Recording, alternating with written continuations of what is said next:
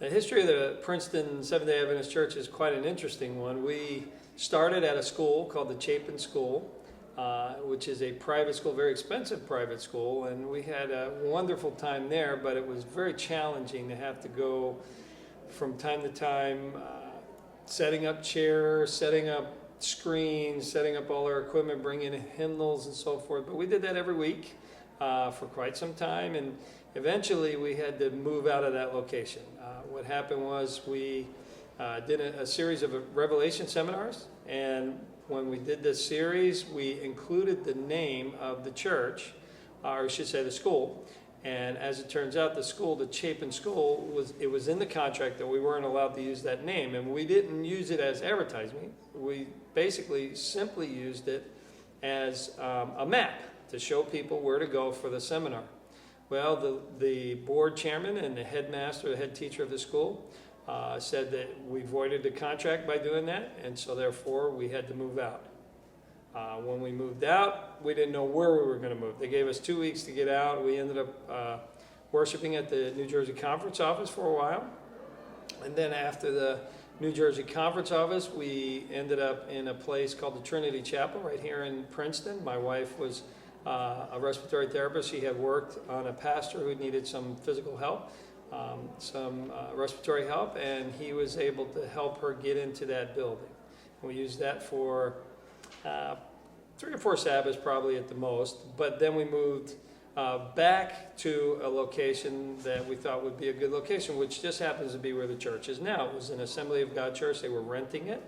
We moved in here, started renting from this group, and we only had it twice a week. We had it on Saturday morning, and Friday night. And we were able to do different programs in here, but we only had a short period of time.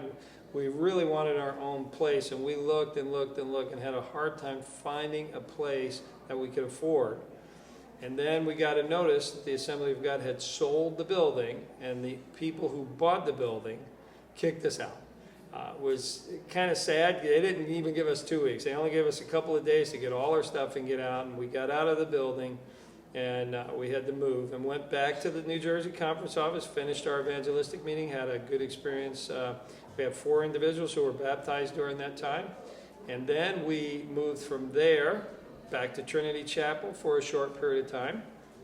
And after we were there for a little while, then we heard this building was for sale. Actually, we drove past and saw the sign, the for sale sign outside. And I called the realtor. His name was Scott. I said, I'm interested in this facility. And he said to me, okay, come by, we'll talk. It turns out that the people purchased it for $750,000 to $80,000, somewhere in the high $700,000 range, and they had put $40,000 into renovating and fixing it up, and they were going to sell it for $1.2 million.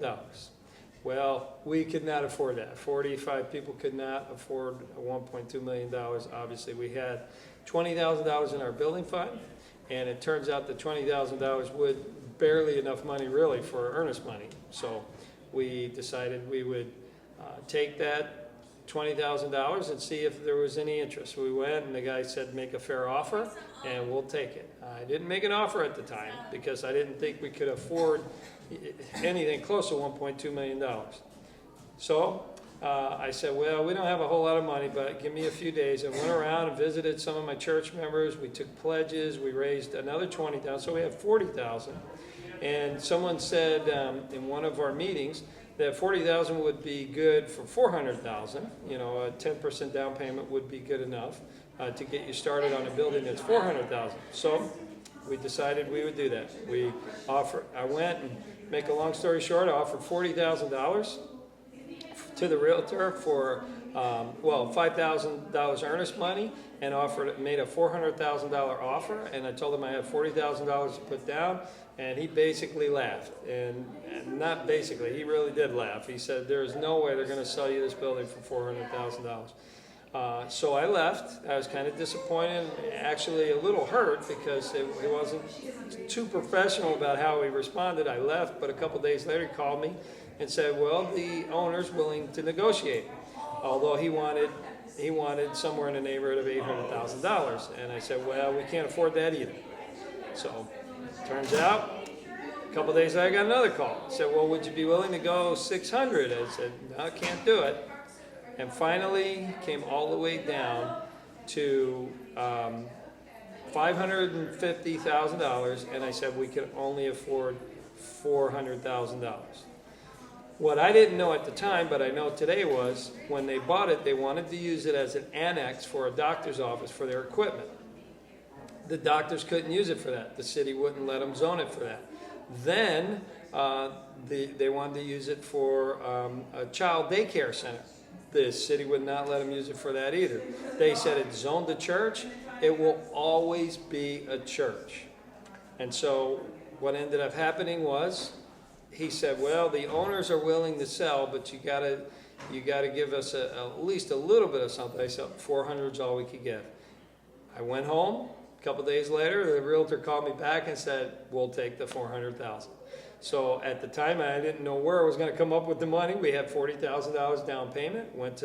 So I went to the New Jersey conference, talked to the president, the treasurer, ministerial secretary, and they all said, we can do this. We can figure this out, because they did an appraisal on the building was worth twice what we were going to pay for it at the time.